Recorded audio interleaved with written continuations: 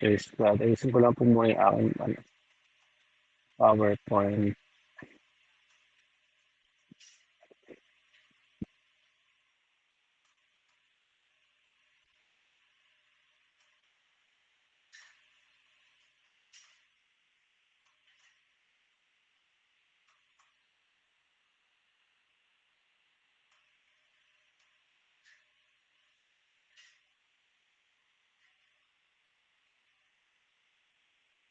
Nakikita po kayo.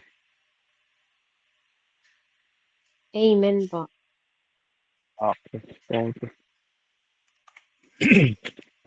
Sige po tayo po. Magandang gabi po muna sa lahat. At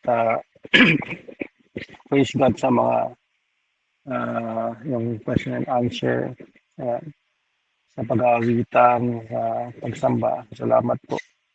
And thank you God sa gabi ito, Holy Spirit. Maraming salamat po sa pagsama sa amin. We acknowledge you, God, Holy Spirit. Kami po yung tulungan, maunawaan, gabayan, Panginoon. Ang aming mga pag-uusapan ngayon sa salita ng Diyos sa pangalan ni Jesus. And inatas po namin ang gawain ito sa pangalan ni Jesus.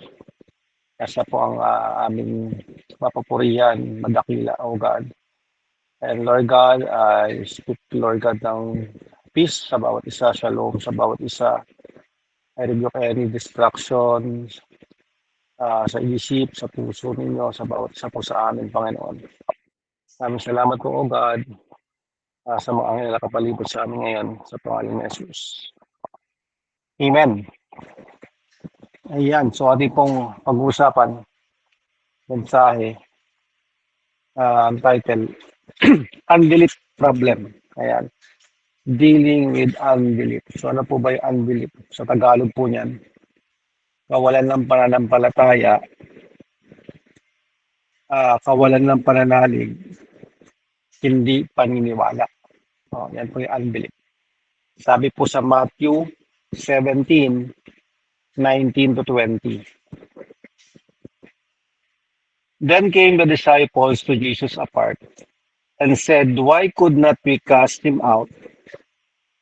And Jesus said unto them, Because of your unbelief.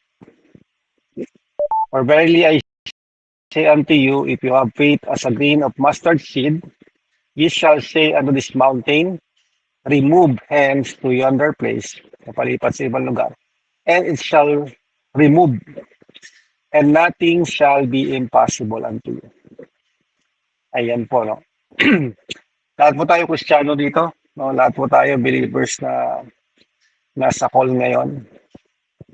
Mananampalataya po ng ating Panginoon sa Kristo. So meron po tayong pananampalataya nung tayo ay naging Kristiyano, naging believers. We have faith of God. Meron po tayong pananampalataya ng Diyos mismo sa ating born again spirit. Amen? Amen na born again tayo. Ang ating spirito ay nabuhay, nagkaroon ng buhay. Sabi sa Biblia that we are holy. We are righteous. Tayo ay banal na. So anong parte ng ating being, yung banal na, eksaktong banal na. Wala pong iba kundi ating spirito. So when we got born again, we are holy.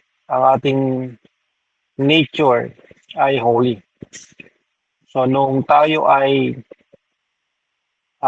nasa kadiliman, hindi tayo na born again, ang ating nature is tayo ay sinner, sinful, may sinful nature tayo. Pero tinatapos si Jesus Christ, siya ay banal, so ang ating espiritu ay banal. So ang ating connection ay kay Christ, hindi na kay Adam. So we receive the faith of God. So wala tayong problema sa faith. So tayo po ay meron ng pananampalataya ng Diyos sa ating espiritu. So kung meron man tayong problema, hindi po problema, sabi po diyan, it's not a faith problem. It is an unbelief problem. O, dahil tayo may pananampalataya ng Diyos, so hindi nga tayo problema sa pananampalataya. Ang problema natin, sinasabi po dito, is unbelief. The question po is, can we have faith and unbelief at the same time? Maaari po bang meron kang pananampalataya at meron ka ring unbelief at the same time? O ano po ba sinasabi ng Biblia? Sinasabi po ng Biblia, o mayroon kayong narinig na turo, na hindi pwede magsama yan. Hindi pwede pag may pananampalataya ka tapos may unbelief ka. Hindi pwede magsama yan. So ano ba ang totoo sa Biblia? Sa Biblia po, may nasulat doon na merong tinatawag na taong dalawa ang pag-iisip o double-minded man. Sa James chapter 1, 6 to 8, sabi po dito, "But let him ask in faith, nothing wavering. For he that wavereth is like a wave of the sea, driven with the wind and tossed. For let not that man think that he shall receive anything of the Lord. A double-minded man is unstable in all his ways." So sabi po diyan, double-minded man. Double-minded man. So meron siyang faith, no? Merong faith, tapos sabi may binabanggit na wavering. No? So, ano ba yung wavering? No, yan po ay doubts. Doubts or hesitations. Yung unbelief and doubts, magkaugnay po yan, mga kapatid. Yung doubt, maaaring humantong sa unbelief. Ano? Kapag hinayaan po natin lumalim, yung unbelief, maghahantong po yan kapag hinayaan natin lumalim, yung doubt, hahantong po yan sa unbelief. Pero may magandang dinudulot din po yung doubt ng pag-aalinlangan. Kasi, maaaring mapatibay nito ang pananampalataya mo natin kung hahanapin natin ang katotohanan. For example po, maaari tayong magduda dahil sa hirap, dahil sa kahirapan. Bakit po? Kasi sinasabi sa Biblia, pinagpala na ako, pinagpala na tayo. Pero bakit ganito? God, sinabi mo, pinagpala na ako, pero bakit ganito? So nagkakaroon ka ng doubt o alinlangan. Pwede din tayo mag-alinlangan sa karamdaman. O? Kasi sinasabi ng Biblia, sa mga sugat ni Kristo, ako ay magaling na, pero bakit ganito? So you ask question. Dahil sa hindi mo maintindihan ang ginagawa ng Diyos, o ang Diyos ba talaga gumagawa nun, karamdaman o kahirapan, ang nangyari, pinili na po ng tao na maniwala. At magre-resulta po yun sa unbelief. Pero kapag lumapit ang isang tao na nag-aalinlangan sa Diyos para humingi ng unawa, ang mangyayari po, maaari pong lumakas yung faith natin, lumakas yung pananampalataya, mag-level up po yun. Paano po istorya dito sa Mark 9:24?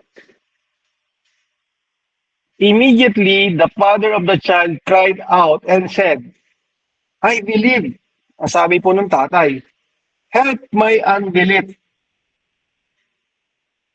Mas malakas yung unbelief kesa doon sa naniniwala ko. Kaya sabi ng tatay, "Lord, naniniwala ako, tulungan mo ako sa hindi ko paniniwala, sa hindi ko pananampalataya."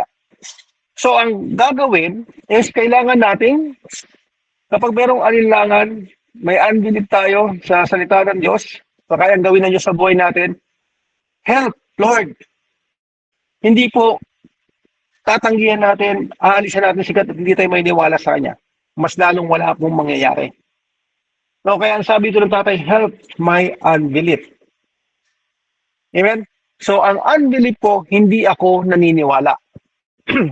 Unbelief, hindi ako naniniwala. Ang doubt, listen carefully, naniniwala ako pero nahihirapan akong maintindihan.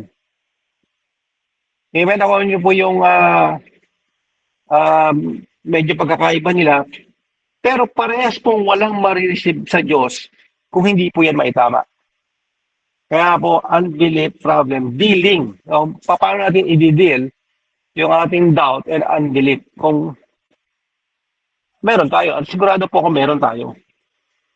Kasi po, tinuro ng Panginoon, si alagad, merong unbelief. Sabi ng text natin kanina. Amen? Okay. Remember that unbelief is not the absence of faith, but a counterforce against faith. Amen? For example po, may 10 kabayo na may humihila pa abante. At meron din 10 kabayo humihila pa atras. O saan po pupunta yon? Walang pupuntahan. Hindi po dahil walang lakas yung 10 kabayo na humihila. Ito po kasi nangyayari dahil parehas na puwersa ng mga kabayo na humihila pa atras. Magkaparehas po sila ng puwersa. So ngayon walang pupuntahan. Walang nangyayari. Amen po ba? Hindi po ibig sabihin walang pananampalataya. May kahalo lang o may counterforce lang na unbelief. Diba po? Hindi rin po pwedeng sabihin natin, halimbawa po, may sakit, pumunta sa isang healing crusade, tapos hindi po gumaling. Sasabihin, wala kasing pananampalataya eh. Pupunta ba siya sa crusade kung wala siyang faith? O hindi ba pwedeng sabihin natin na merong faith, kaya lang meron ding unbelief, meron ding doubt. At ang unbelief po, ang counterforce na umihila sa pananampalataya para po makaabante at ma-reach o maabot natin yung himala ng kagalingan. Himala at kagalingan sa buhay natin. So I believe, we do not have any problem with faith. Wala po tayong problema pagdating sa pananampalataya. Meron po tayong pananampalataya ng Diyos sa loob ng ating espiritu, sa ating spirit. Meron po tayong sapat na pananampalataya para po yung mga desired miracle natin is mangyari po sa bahay natin, sa buhay po natin. Amen po ba mga kapatid? Kung kayo po ay nagmi-minister na ng mga may sakit, ay mga problem sa health or sa may demonic oppression, meron pong epekto ang alinlangan sa nagmi-minister pati sa mini-ministeran. Si Jesus Christ po wala pong problema sa faith. Never naging issue kay Jesus Christ yung problem sa faith. Yung mga taga-Nazaret po, maalala nyo yung kwentong yun, punong-puno po silang alinlangan, punong-puno po silang unbelief. Kaya mismo po ang Panginoong Yesus, hindi po nakagawa ng maraming milagro. Hindi po nakagawa ng maraming milagro doon sa kanyang bayan mismo. Maliban doon po sa mga ilang taong gumaling na lumapit sa kanya, nahawakan niya ng kamay, napatungan niya ng kamay. Ang sabi po sa Matthew 13 verse 58, and he did not do many mighty works there because of their unbelief. Malaking problema po ang unbelief. Marami pong malaking problema. So, hindi po nawalan ng naubusan o nawalan ng kapangyarihan ng Panginoon. Hindi po siya nawalan ng power. Hindi siya naubusan ng power. Sinasabi po dito sa text na to ang dahilan kung bakit hindi po nakagawa ng mga dakilang gawa ang ating Panginoon because of their unbelief. Next po, sabi po yan, sanhi ng kawalan ng pananampalataya at alinlangan. So natural knowledge. Sa natural knowledge, sabi nila, anak ng karpentero yan. Wala namang mga galing mabuti sa Nazaret. Amen po. May ganun po, di ba? Kung nabasa niyo po yung istorya niya, nung sinatan niya, tinatawag siya, no? Ang sabi niya, wala namang mabuti sa Nazaret. O kilala, naturally, natural living ni Jesus Christ, alam ng mga tao. So ba't ako lalapit sa kanya? Yan na naman yung anak ng aripentarian, kaya natin mga magulang yan. Hindi po yung na-experience ng ganyan. Eh, ganyan naman dati yan. Dati yan siguro, dati yan Lashenko. Yan ay, may nagawang hindi maganda. So natural, yun yung pagkakalam sa'yo. So hindi nagpo-flow sa mga tao yung bagong ikaw. Kasi kanila nasa isipan yung dating ikaw. Oh, so, na-experience po yan, di ba? Parang ilang yung mga tao kasi alam yung character, yung buhay. Doon po ako, pastor. 8 years na naging pastor ako, saka lang po yung mga kamag-anak ko, yung mga ko, nagpa-pray. Bago natanggal yung kanilang natural knowledge sa kanilang isipan patungkol sa dating ako. So may mga ganun pong instances. Kung ganun kay Jesus Christ, alam nila, anak ng karpentero, and galing sa Nazareth, walang mabuti sa Nazareth, so bakit kami lalapit sa kanya?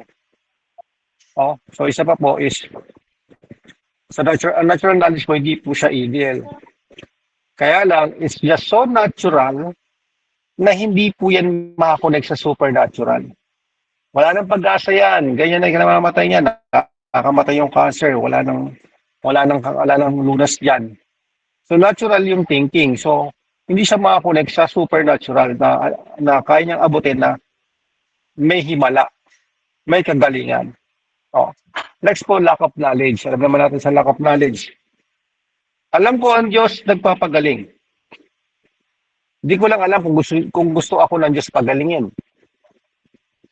Alam ko ang Diyos nagpapala. Hindi ko alam kung gusto ako pagpalain ng Diyos. Alam ko ang Diyos mapagmahal.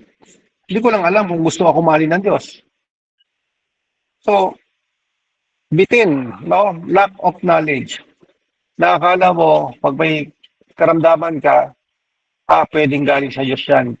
Pinaparusahan ka ng Diyos dahil sa nagawa mong kasalanan. So, hindi po totoo, kulang yung kaalaman pagdating sa nature and character ni God. Pangatlo, wrong knowledge. Sa wrong knowledge, si Jesus Christ ay tao lang.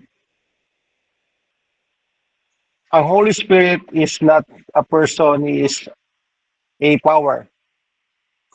No? So mga maling knowledge about the Lord, maling doctrine about the Lord, about the Holy Spirit. So magre-resulta po yan na maling impression sa Panginoon o kay God. At syempre, hindi rin mag-work yung power, Spirit, kung mali yung turo dun sa isang tao, sa congregation. Ano pa po ba? Alam niyo po ba yung story ni Job? Sabi po doon sa Job, may narinig po ako nagsabi na si God is nakipag-partnership daw kay Satan para kay Job. So napaka-maling wrong knowledge po yun. Hindi po nakipag-partner o nakipagtulungan ang Diyos o himingi ng tulong ang Diyos kay Satanas. Never niyang gagawin yon. No, ibig sabihin kapag may nangyari hindi maganda sa atin, parusahan mo yung anak ko, magkano tayo para magbago. No po, mali po yan. So sa mga ganon, nagkakaroon po yan ng kawalan ng pananampalataya at alinlangan. So alam ko marami pa yan, pero ito lang po yung na-list natin. Natural knowledge, lack of knowledge, and wrong knowledge. So mag-create po yan ng kawalan ng pananampalataya, unbelief, at alinlangan. Kasi hindi natin alam signature and character ni God, especially yung Word of God. Sabi po dito sa Matthew 17:14, ayan, they could not heal him. And when they came to the crowd, a man came up to him and kneeling before him, said, Lord, have mercy on my son, for he has seizures and he suffers terribly. For often he falls into the fire and often into the water, And I brought him to your disciples and they could not heal him. Bakit hindi mapagaling ng mga alagad yung batang may sakit? O bakit di mapagaling ng mga alagad yung batang may sakit? Saan na siya? Nawala. Ayan. Ano po ang dahilan? So, ito ba'y dahil sa sila ay walang pananampalataya? Mag-agree po ang lahat na meron silang pananampalataya. Kasi sila po ay merong karanasan sa pagkapagaling ng mga may sakit at maging sa pagkapalayas po ng mga demonyo. Sila po ay kinomission. No, kinomission po sila ni Jesus Christ. No, ibinigay po sa mga alagad na sila ay mangaral, no, binigyan sila ng kapangyarihan, kapamahalaan na magpalayas ng mga demonyo, magpagaling ng mga may sakit. Hindi po ba? Sa Luke chapter 9. Kaya kung karanasan lang naman po ang pag-uusapan, pagdating sa healing and deliverance, meron silang karanasan. Tapos meron pa pong 12. Ay, maliban sa 12, meron pong 72 na kinomission po na parehas na gawain. So, ibig sabihin po, hindi po bago para sa mga alagad ang magpagaling ng mga may sakit o magpalayas ng mga demonyo. Kumbaga, ordinaryo na lang po yung ganitong senaryo sa kanila eh. No, kasi nagagawa na nila to dati. Kaya nga po, no, I think po, no, nagulat po yung mga alagad sa pangyayaring ito. No, na hindi po nila mapalabas yung masamang espiritu o mapagaling yung batang may sakit. Kaya po diba, ang ginawa niya doon, kung mamaya sundan natin istorya, nagulat sila dahil hindi umalis yung yung masamang espiritu, hindi gumaling yung bata. Kaya umalis po yung mga tao. Tinanong po nila si Jesus Christ tungkol doon sa nangyari, bakit hindi nila mapalis? Alam nila na nagawa nila dati, pero bakit kaya hindi nila napagaling yung bata? Ba't di gumaling yung bata? Kaya nang tinanong nila si Jesus Christ kung bakit hindi nila mapagaling ang bata, ano po yung sinagot ng Panginoon sa Kristo? Sa Matthew 17:17 to 18, ang Panginoon galing po sa bundok. Tapos kasama niya po yung 3 alagad, si Peter, si John, and si James. Si Pedro, si Juan, at si Santiago. Tapos po, pagbaba nila ng bundok, sinalubong po sila ng tatay. Tatay ng bata.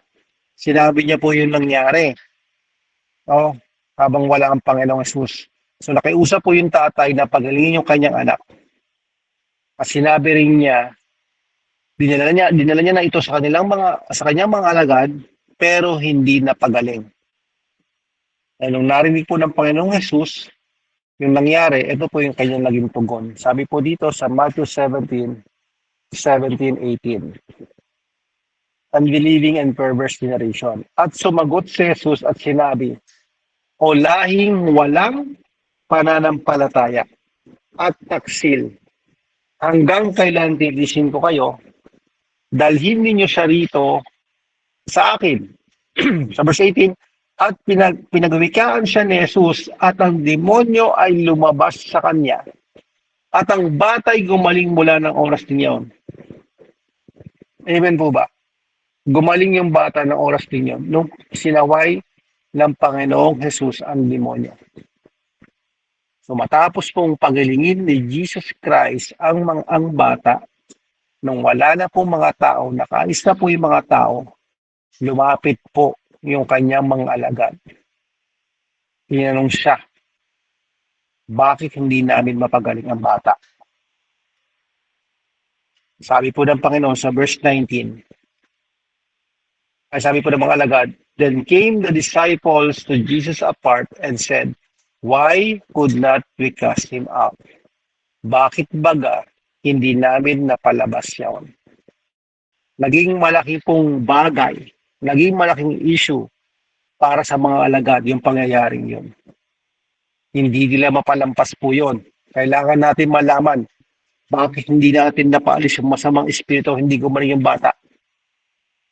Kailangan natin malaman to. Ang sabi po ng Panginoon sa Kristo, ito po kanya sinagot.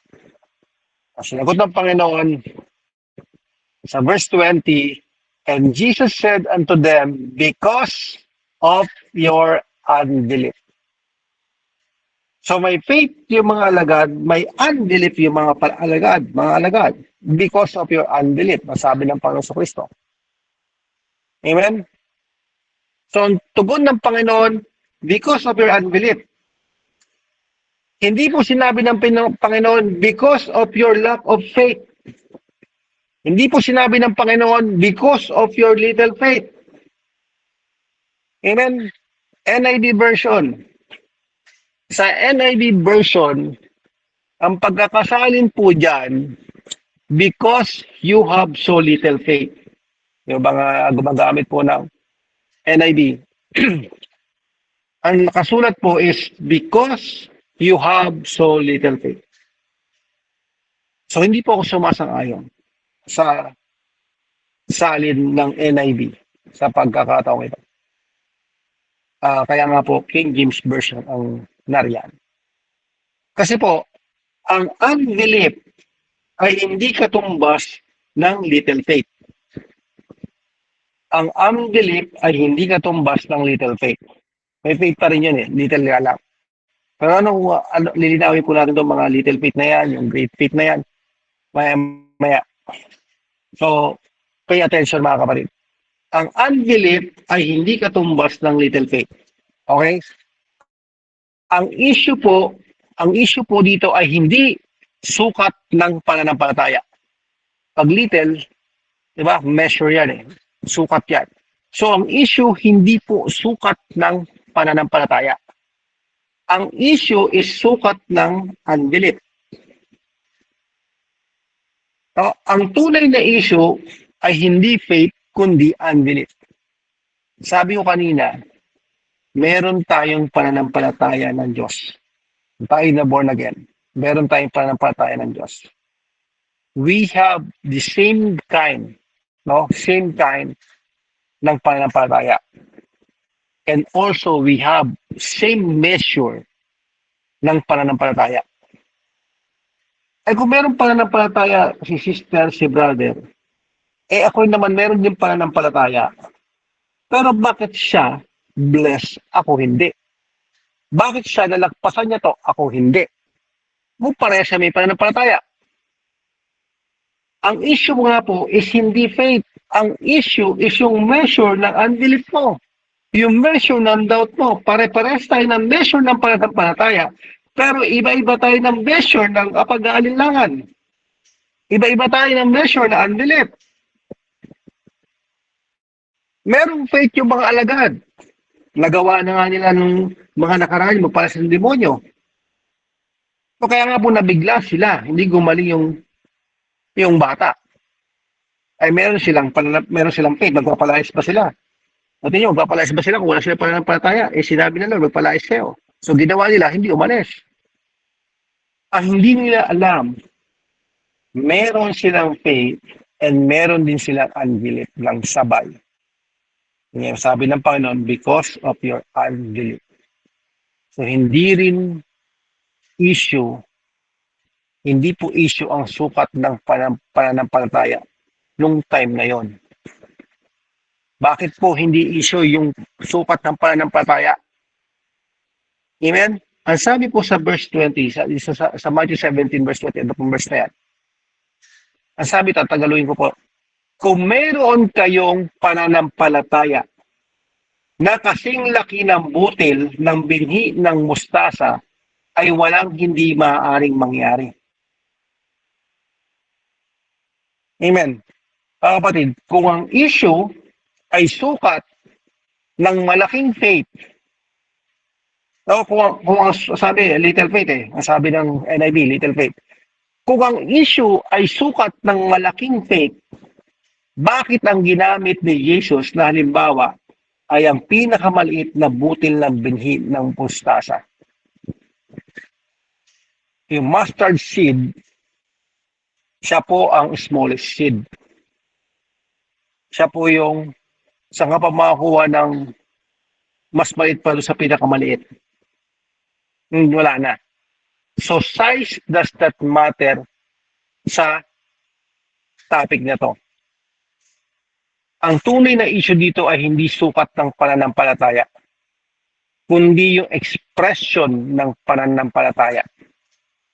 Kasi kung ang faith na kasing laki ng butil ng binhi ng mustasa ay kayang palipatin yung bundok, gaano kalaking faith ba ang kailangan mo? Kasing laki ng butil ng mustasa kayang palipatin yung bundok. No, ano ba ang palilipatin mo mga kapatid? Lord, bigyan mo ako ng napakalaking pananampalataya para sa akin na gabundok na problema. Mga kapatid, kung gabundok yung problema natin, ang sabi ng Biblia, kayang-kaya ng pananampalatayang kasing laki ng butil ng binhi ng mustasa. Kumpara po natin yung laki ng butil ng mustasa sa laki ng bundok. Amen?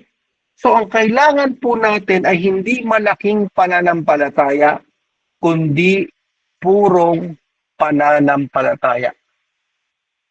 Amen. Sabi po dito, not big faith, but pure faith. Ang kailangan para po sa miracle is yung purong pananampalataya. Amen. Tandaan po natin, kasing laki ng butil ng mustasa, papapalipat ang bundok. Matthew 17, verse 20, balikan po natin. Sabi po yan, and Jesus said unto them, because of your unbelief, for verily I say unto you, if you have faith as a grain of mustard seed, sorry, hindi naka-highlights yung, as a grain of mustard seed, you shall say unto this mountain, remove hence to yonder place, and it shall remove, and nothing shall be impossible unto you. Next, big faith with big doubt equals 0. Small faith, small as mustard seed, without unbelief equals miracles. Amen. Miracles happen, when there is pure faith, not big faith. Amen. Sabihin po natin ngayon, pwede niyo po ako sundan, ang pananampalatayang walang halong pag-aalinlangan. Amen? Pure faith. So kung hindi issue ang sukat ng pananampalataya, hindi naman pala issue yung sukat ng pananampalataya, pero bakit merong nabanggit sa Biblia na great faith at little faith? Kung walang problema sa sukat. So talakayin po natin ito. Sa Matthew chapter 8, alam niyo po ba yung faith ng centurion? Tinawag ng Panginoong Jesus na great faith. Ito ba ay great in measure or great in expression? Kasi po ako naniniwala that this is great in expression. Yung centurion, yung kanyang pananampalataya was greatly expressed. Ang sabi po sa kwentong ito sa Matthew chapter 8, 5 to 10. And when Jesus was come into Capernaum, a certain captain came to him with a request, saying, Lord, my servant is ill in bed at the house, with no power in his body and in great pain. And he said to him, I will come and make him well. And the captain in answer said, Lord, I am not good enough for you to come under my roof. But only say the word, and my servant will be made well. Kita niyo po how yung centurion express yung kanyang pananampalataya. Amen? So, basahin po natin sa verse 10. And when these words came to the ears of Jesus, ano po, na marinig ng Panginoon, he was surprised. And he said to those who came after him, truly I say to you, I have not seen such great faith. No, not in Israel. Sabi niya, Lord, di na. Huwag ka nang pumunta. Oh, sabihin mo lang, gagaling yung alagad ko, yung servant ko. Amen? So, paano in-express ng centurion yung kanyang pananampalataya kay Kristo? Paano ba in-express yung pag-ibig? Gaano po kadakila yung pag-ibig sa atin ng Panginoong Yesus ng Diyos? Pinakita po niya kung gaano kalaki, kung gaano kadakila. So not in measure, but great, no? Yung great, yung pag-express ng pagpapakitan ng pag-ibig ng ating Panginoon. Paano niya pinakita? Namatay po siya sa krus para sa ating mga makasalanan habang tayo ay makasalanan. Gaano mo kamahal yung asawa mo? Ang basihan ba? Sabi ko nga po sa church namin. Ang basihan ba na laki ng pagmamahal kapag malaki yung sinurrender na pera? Oo, ang laki ng pagmamahal mo sa akin, ang laki ng iyong binigay sa akin. Oo, ang liit ng pagmamahal mo sa akin kasi maliit na yung pinadala o binigay mo sa akin. O how you express yung iyong pag-ibig. Kaya nakita natin kung gaano kadakila yung pag-ibig sa atin ng Diyos. And then gaano kadakila at namangha ang Panginoon sa pananampalataya ng centurion. How he expressed his faith. Nasabi niya, hindi ito na kailangan pumunta. Gagaling na yung aking alagad. His faith was greatly expressed. Amen. Ganyan din po yung babaeng taga-Canaan. Sa Matthew 15, tinawag din po na great faith. Sa story sa Matthew 15:21-28. Hindi na po babasahin ng buo. Ito po yung babae na may unclean spirit yung kanyang anak na babae. At yung mga alagad gusto ng palisin kasi nakakagulo, maingay. Sabi ng Panginoong Jesus, sabi ng babae, but sa verse 25, but she came and gave him worship, saying, help, Lord. Sabi ng Panginoon sa Kristo, and he made answer and said, it is not right to take the children's bread and give it to the dogs. Sabi ng babae, yes, Lord. But even the dogs take the bits from under their master's table. Sabi ng Panginoon, then this answering said to her, O woman, great is your faith. Ito na pumabasa. Let your, hindi pala ilipat. Ayan, let your desire be done. And her daughter was made well from that hour. Sa parehas po na pangyayari, nakita po at pinarangalan ng Panginoong Kristo kung paano nila ipinahayag ang kanilang pananampalataya. Ang nagpadakila po ng kanilang pananampalataya ay hindi ang sukat, kundi yung expression. Ngayon po, noong 2021, nagka-COVID po ang aking nanay. Severe COVID po ang aking nanay. Siya po ay naka-high level na oxygen. So wala natin, pag COVID senior na po ang aking nanay. Siya po ay 69 years old noong time na yon. And siya lang po mag-isa. And severe COVID.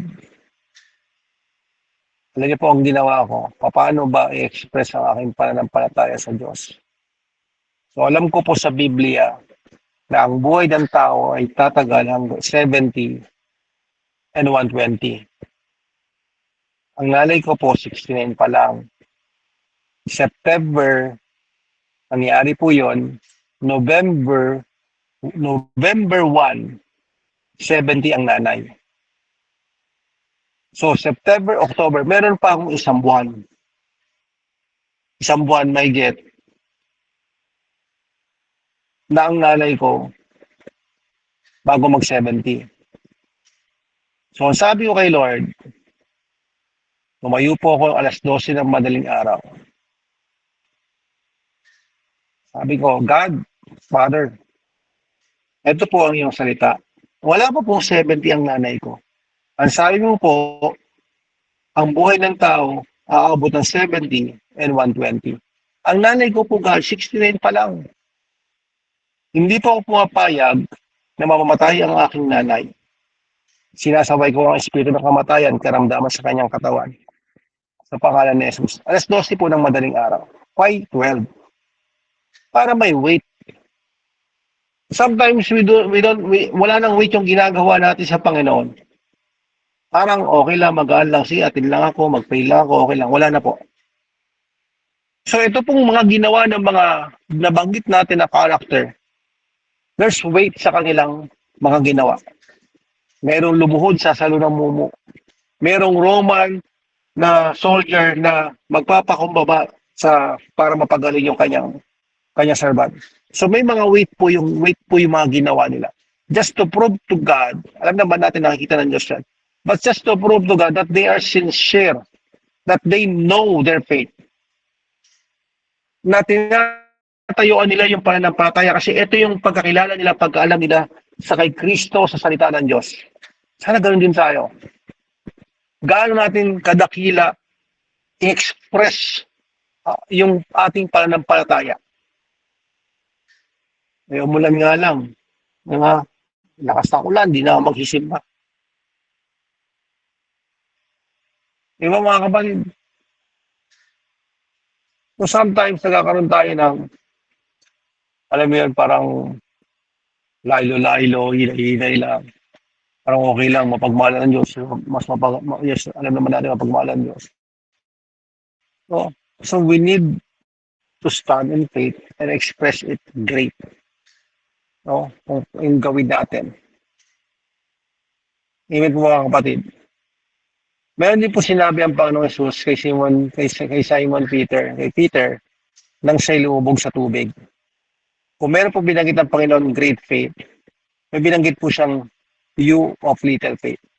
Nung lumubog si Peter. Isa pa po mga kapatid.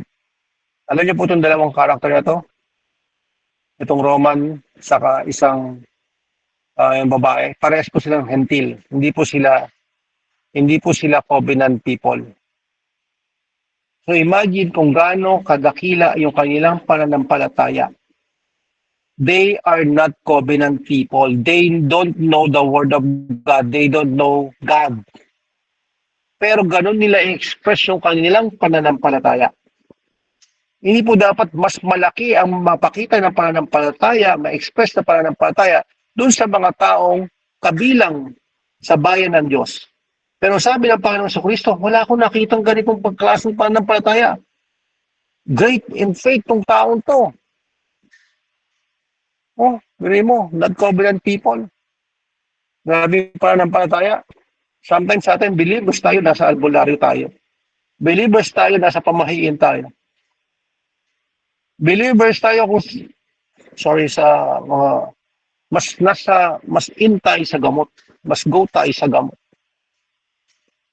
Lord, baka hindi ako gumaling kapag sinabi ko itong sa mga sugat ni Kristo kayo magaling na. Wala na po, tapos na usapan. Talagang hindi na mangyayari. Nag-alinlangan ka rin. Amen?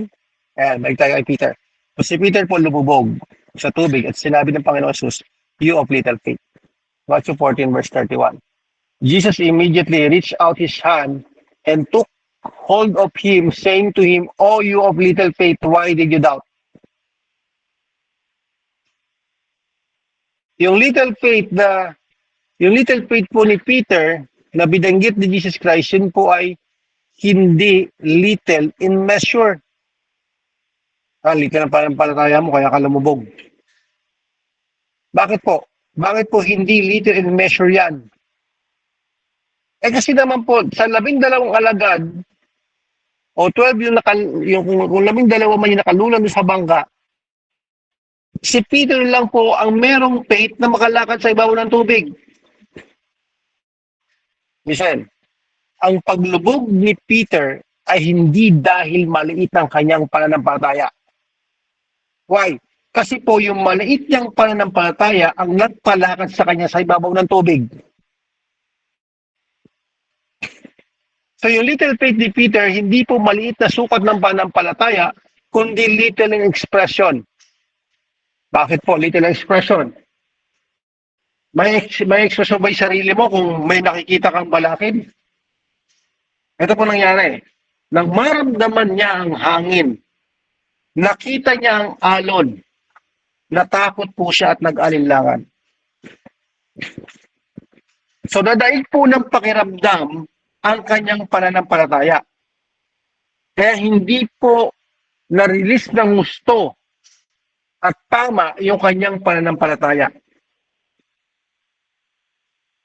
Ang sabi po ng Panginoon, at binanggit niya po ang dahilan ng paglubog ni Peter.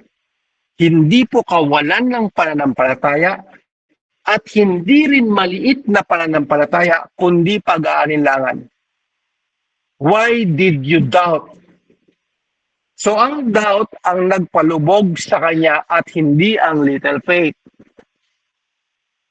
Kaya sabi natin kanina, unbelief, yung doubt ay kontrapuwersa ng pananampalataya.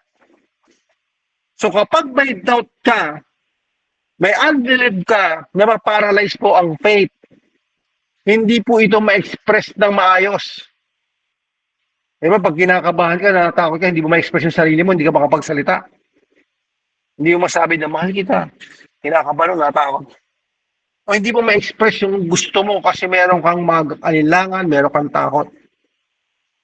So ang doubt po ay sa mind. Ang doubt po ay sa mind. Ang fear ay sa emotion. Huli po mga kapatid, ang alinlangan ay sa isipan, ang takot ay sa pakiramdam. Kaya po nang hindi mapalayas ng mga alagad ang demonyo doon sa bata, nung tinanong nila, Lord, bakit hindi po namin mapalayas, hindi umalis? Ang sabi ng Panginoon, because of your unbelief. Napakalinaw po na sinabi ng Panginoon na hindi issue ang sukat ng pananampalataya, kundi ang pag-aalinlangan. Saan po ba nanggaling ang pag-aalinlangan ng mga alagad? So ang pintuan po ng pag-aalinlangan ay ang ating mga senses o ating mga pandama. Nang makita nila na nangingisay yung bata, hirap na hirap sa kalagayan, tapos kinikwentuhan pa sila ng tatay kung ano nangyayari sa bata, ayun, nilapuan po sila ng takot at pag-aalinlangan. Alam niyo po, napunta po ako sa bahay ni Sir Alvin Patrimonio. Bago pa lang po akong nagmi-minister ng deliverance. Kasama ko po yung senior pastor ko at ibang mga kaibigan, ibang believers po sa church namin. Nagmanifest po yung sa batang lalaki, anak-anakan po ni Sir Alvin. Nagmanifest po yung demons, minumura kami, dinuduraan kami, nagde-dirty finger siya. So dahil ako ay bago pa lang, medyo may takot ako nung nakikita ko yung ginagawa. Kasi po, sabay-sabay kami nagde-declare, sabay-sabay kami nagka-cast out. Hindi umaalis. Hindi umaalis mga kapatid. Sabay-sabay kaming nakatutok yung nakalihan yung aming mga kamay. Hindi po umaalis. Nagbumura ko ano pinasasabi sa amin. Yung senior pastor ko po, siya po yung leader namin. Siya po yung nangunguna. Sabi niya, alis muna ako. Umalis po yung senior pastor natin. Akala ko uuwi na eh. Biro lang po. Yung isang pastor po doon, hindi na po sabihin ko anong church. Nung nakita niyang manifestation ng demonic spirit, nagtago po sa kusina. So kami po, panay salita, panay declare, panay command, pero walang nangyayari. Kung walang nangyayari, nagkaroon po ako ng alinlangan. Natakot ako sa nakikita ko. Bago mananampalataya, bagong Makalipas po ng ilang minuto, bumalik na po yung aking senior pastor. Yun pala, kinausap niya ang Panginoong Jesus. Kinausap niya ang Holy Spirit. Ang sabi niya, bakit di namin palayas? Well, siyempre, sumagot ang Holy Spirit. Eh, wala na si Jesus Christ sa heaven na ang ating Panginoon, yung Spirit, to Holy Spirit na kasama natin. Babalik ka na, ikaw na magpalayas. Why? Tinutos sa atin yun eh, na tayo is pagpalayas ng masamang espiritu pag may sakit. Tayo na ngayon yun dito eh. Pagbalik po niya, dala niya knowledge, dala niya wisdom. Tayo mga kapatid, na-resolve po, na-cast out yung spirit. O kaya lang, ang akin doon, ang aking share doon, natakot ako, nag-alilangan ako. And nung pagkano kang, lalo kang lulukuhin ng enemy, o kaya po kailangan, yung faith, yung word of God, malinaw sa atin na naiintindihan natin. So, ganun po yung nangyari kay Simon Peters, kagaya no sa mga alagad na nagpalayas ng espiritu sa bata.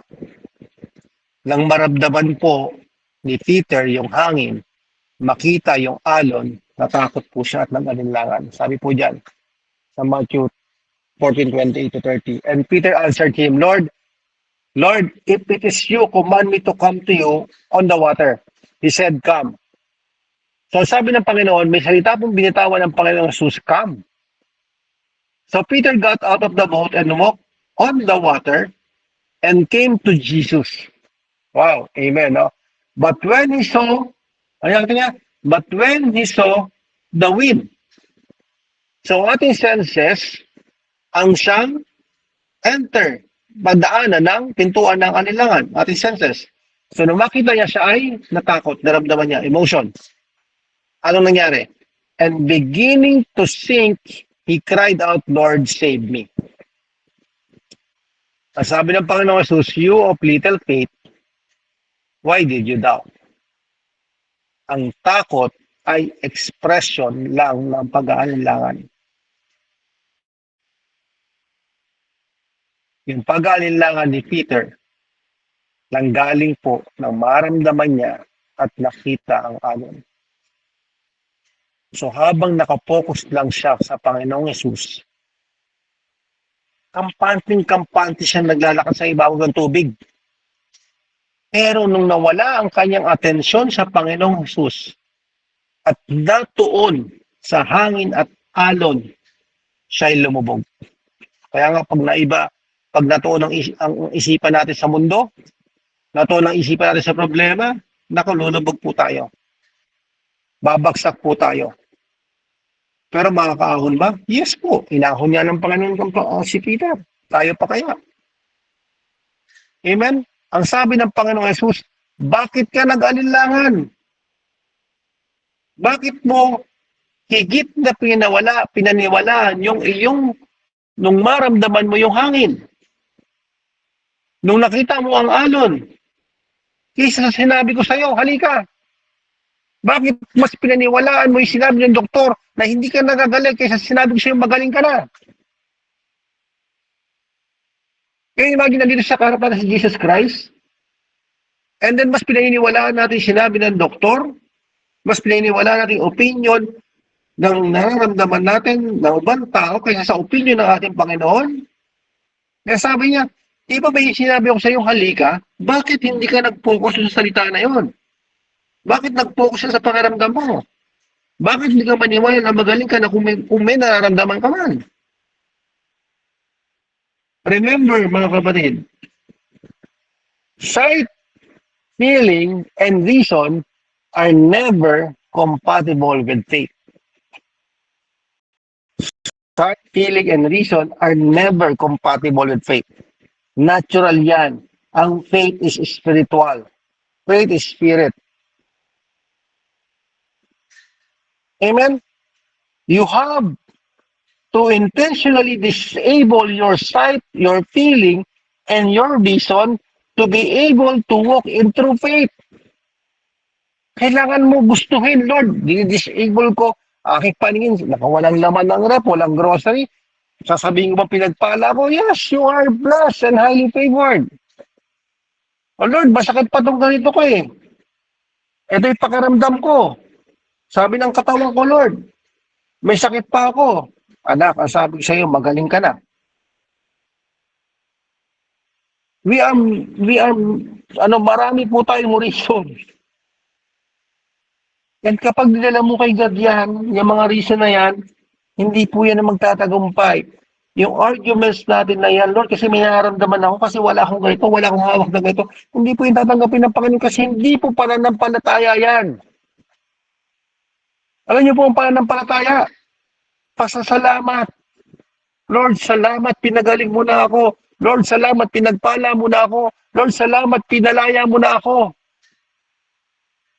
Because you believe in your heart na kahit wala kang nakikitang pera, nahahawakang pera, walang laman yung wallet mo, you believe that God will provide lahat ng needs mo at the right time.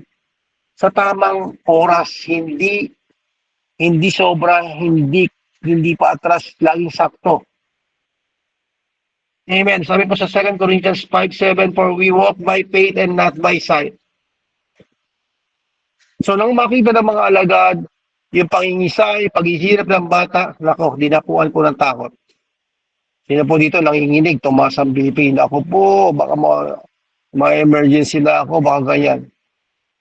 Nako, malapit na naman si pangalan nun, yung joke nila dyan sa kalimutan ko yung pangalan nila. Pero yung mga Judith, diba? Si Judith pala. Diba? Mga ganon. Kinakabahan ka na sa salita ng Diyos, Lord. Hindi pa provide sa akin to.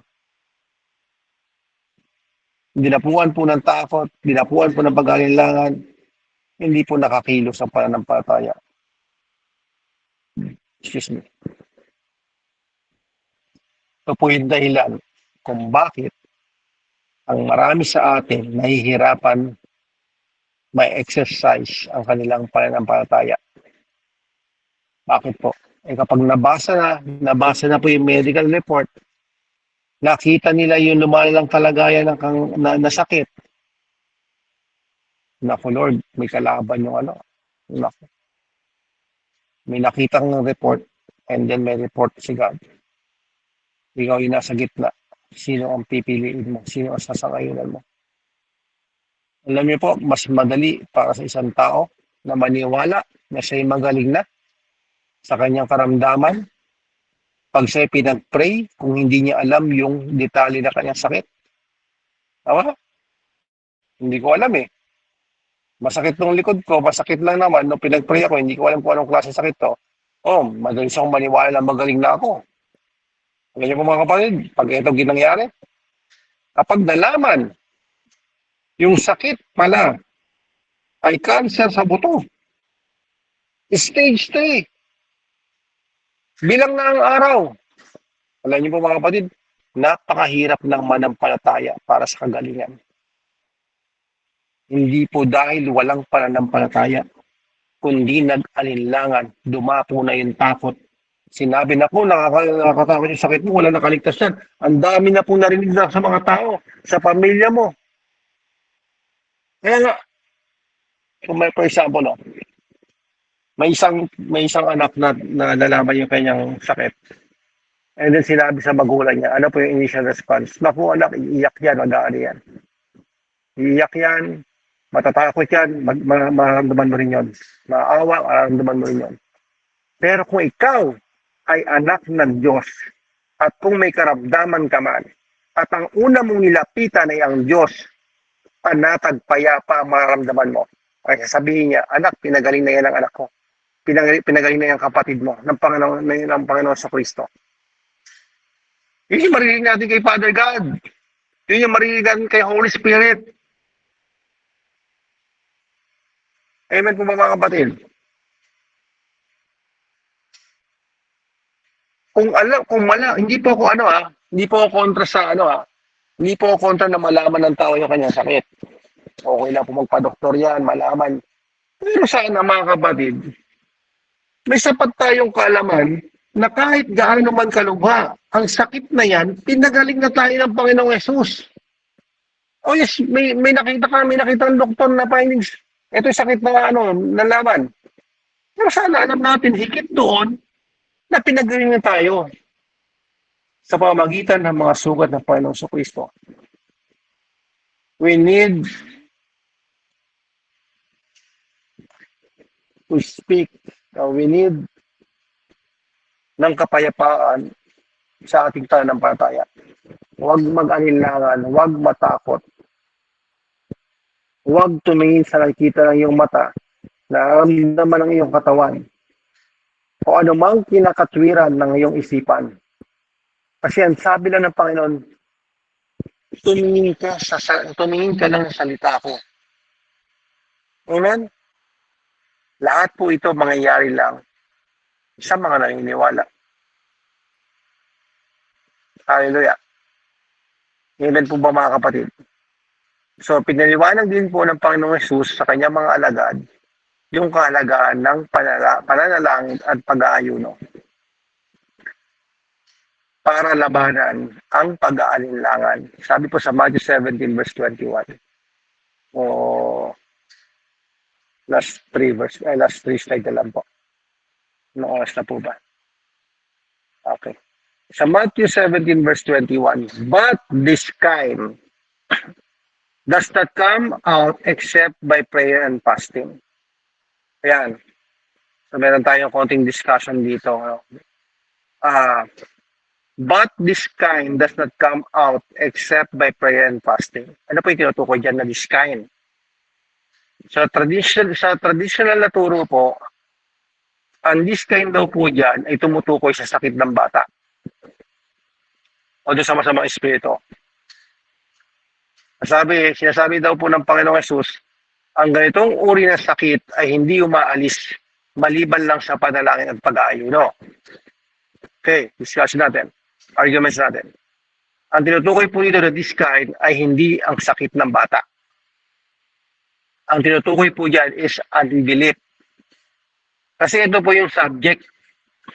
Ito po yung immediate context ng ating binasa. Kasi ang dahilan kung bakit hindi nila mapalayas ang demonyo ay dahil sa unbelief. So kanina binanggit po tayong dahilan, reason, cause na unbelief, kung may pananampalataya at doubt. May nabanggit po tayo doon, lack of knowledge, wrong knowledge, and natural knowledge. So ang uri po ng pag-aalinlangan na ito ay natural knowledge. Yung natural na nakita ng kanilang mga mata, yung pagkaalam doon na nangingisay yung bata, nahihirapan, ako, nakakatakot na to. Yun po yung nag-udyok sa kanya na mag-alinlangan. So natural knowledge, nagdala po ng fear and doubt sa kanila, sa mga alagad. Kasi kung lack of knowledge or wrong knowledge, ang gagawin lang po doon, turuan ng tama mula sa salita ng Diyos. Tama lang. Pero pag medyo matatanda na, may edad na, talagang lumaki na doon sa, tumanda na doon sa paniniwala, ang hirap na pong papaniwalaan.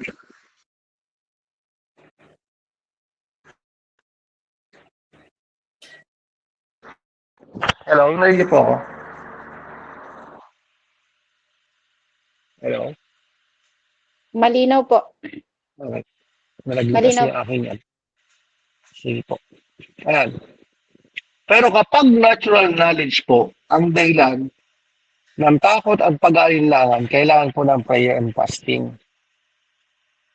Ito po yung sinasabi ng Panginoong Hesus. However, this kind, unbelief, caused by natural knowledge, does not go out except by prayer and fasting. So ano ba ang prayer and fasting?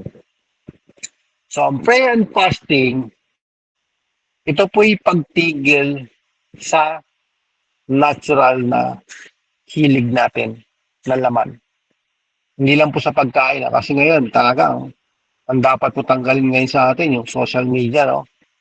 Sobrang laki ng sakop niyan sa oras natin. So, ang prayer and fasting, magbibigay po tayo ng buong panahon sa pananalangin. Yung hilig ng katawan, sinusupil para mamayani po yung espiritu. Remember po mga kapatid, saan po galing ang Panginoong Kristo at si Peter, John, and James? Galing po sila sa bundok na nalangin. Nakaseparate po sila. And then pagbaba nila, and then ligasa. Ang prayer, ang fasting po, hindi po yan nagpapalakas ng kapangyarihan. Meron po akong na-experience. Sabi po, Pastor, baka pwede pakitulungan niyo kami sa prayer. Kasi po, yung magpe-pray, yung tinawagan po na, pinapupunta po namin doon sa lugar namin na magpe-pray, hindi po siya pwede mag-pray ngayon. Sabi ko, bakit? Kasi hindi raw po siya nakapag-fasting. Hindi po nakapag-fasting at hindi na pupuntahan yung bata, yung mga bata doon na sinasapian na para palayasin yung demonyo. Kasi ang dahilan po, hindi pa ako nakapag-fasting. So ang fasting po, hindi po yan nagpapalakas ng kapangyarihan mo. Nung tinawagan, online po ako noon taga Bicol sila. Yung nagpipray po sa kanila noong time na yun, hindi nakapag-fasting kaya hindi pumunta doon sa lugar nila. So online po ako noon. Nag-feasting ako noon kasi birthday nung nanay ng pastora doon sa church namin. Eh sabi ko, sige, pag-pray natin. Eh, manifest po yung spirit. If we have wrong knowledge, mga kapatid, na yung fasting is ang nadadala sa inyan is para palakasin yung kapangyarihan. No. Hindi na po. Holy Spirit, buong kapangyarihan ng Diyos, buong kalakasan, authority nasa iyo. Hindi po nababawasan yon. Ang ginagawa ng prayer and fasting para ma-release po yun. Para malayang kumilos o magdumaloy ang espiritu. Kasi ang ginagawa po ng pag-aayuno at panalangin, sinusupil po yung pamamayani nung natural na pandama. O, di ba, naramdaman niya, teka lang, naramdaman ng katawan, takot. Eh, teka lang, di ako napag-fasting kasi may masamang espiritu yun. Nakaramdaman na po ng takot. No, kailangan ang magdikta sa ating buhay ay ang espiritu. So sa prayer and fasting, dahan-dahan mong pinapatay ang pangingibabaw ng natural na katawan. Amen? Ang buong din po ng pag-aayuno, hindi lang po sa pagkain. Hindi po yan, ang fasting ay hindi po dieting, ang fasting ay hindi pagpapayat. Ang fasting is pagliban sa lahat ng hilig ng katawan para magbigay ng buong panahon sa salita ng Diyos at panalangin. Nasubukan niyo po mag-ayuno, pumapalag yung katawan, hihingi ng pagkain, o di ka na, mag-cellphone ka na, mag-ano ka na. Hindi mo siya pagbibigyan. Kaya sabihin mo sa kanya, hindi itong panahon ng pagkain. Mamamatay ka kapag hindi ka kumain. Hindi lang sa tinapay na uboy ang tao, sabi ng Panginoon. Amen? Prayer and fasting is giving God quality time and thus eliminates natural unbelief. Remember the word quality time with God. Hindi ka nagpe-prayer fasting and then meron kang ibang gagawin. Prayer and fasting, kay God ka lang nakatutok. And then yung mga natural unbelief, yung doubts mo, wala po yan. Kasi nakafocus ka dun sa katotohanan. Prayer and fasting does not move God, it moves us. Amen?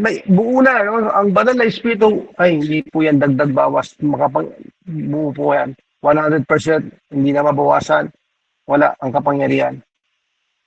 Ang kailangan tayo ay mag-move. Amen? So sa prayer and fasting, nang move po tayo. Prayer and fasting does not affect God, it affects us. Amen po ba mga kapatid? Tayo po yung dinadaluyan ng kapangyarihan ng Diyos. Tayo po yung dinadaluyan ng Espiritu ng Diyos. We are the vessel of God. We are the temple of God. Paano po natin i-release ang Espiritu Santo? Because we are a vessel. We are the vessel of the Spirit. Amen. Through prayer and fasting, pinapatay po nito ang paghahari ng laman sa ating katawan. Hindi po dapat manguna sa atin ang katawan, kundi ang Espiritu ng Diyos na nasa atin. Romans 8:14, because those who are led by the Spirit of God are sons of God. Amen. Laban po ang katawan, ang laman sa Espiritu ng Diyos. Kaya, hindi po natin magawa yung kagustuhan natin, kagustuhan ng Diyos sa atin. Kung ang laman ang nangingibabaw. Kasi lahat ng naisin ng Espiritu ay laban sa kagustuhan ng katawan. At ganoon din po. Baliktad. Amen? So, last slide na po natin. Sabi po diyan, unbelief asks, can God? Faith answers, God can. Amen? Tayo po yung manalangin. Thank you, Holy Spirit, in Jesus Christ's name. Thank you, Lord Jesus Christ. Father God, maraming salamat po sa iyong salita. Salamat po, Panginoon, sa aming mga napag-aralan ngayon. Narinig na iyong salita, Panginoon. Lord, nawa, Panginoon, nagbigay po ito sa amin ng kaunawaan, Panginoon, in Jesus Christ's name. Ama, kailangan po namin ng tulong. Holy Spirit, tulungan po kami kung meron po kami mga unbelief, meron kaming doubt, Lord God, sa iyong salita, sa mga nangyayari sa amin, at kung mas malakas po ang aming laman kaysa sa Espiritu, Lord God, tulungan mo po kami. Kami po yung nagpapakumamba sa iyo, Panginoon. Lord, we believe. Help us, Lord God, sa anumang meron po kaming alinlangan, Panginoon, sa anumang aspeto ng aming buhay, Panginoon, sa pinansyal, sa kalusugan, Panginoon, sa relationship, O God, in Jesus' name, sa family, Lord God, sa pangalan ni Jesus. Panginoon, maraming salamat po, Panginoon, sa pagsama sa amin at malaya ka, Panginoon, Lord God, na mangusap sa bawat isa. Ipuin mo, Panginoon, ang aming mga puso't isipan, Panginoon, maging aming mga labi, ang aming mga mata, aming pandinig, Panginoon. At anumang kamalian, Lord God, sa aming isipan patungkol sa iyo, Lord God, ay aming tinatakwil sa pangalan ni Jesus. Maraming salamat po, O God, in Jesus Christ's name. Amen. Amen. Back to you po. Ano po. Amen. Praise Jesus. Salamat po, ano? Sa mensahe po ngayong araw na to.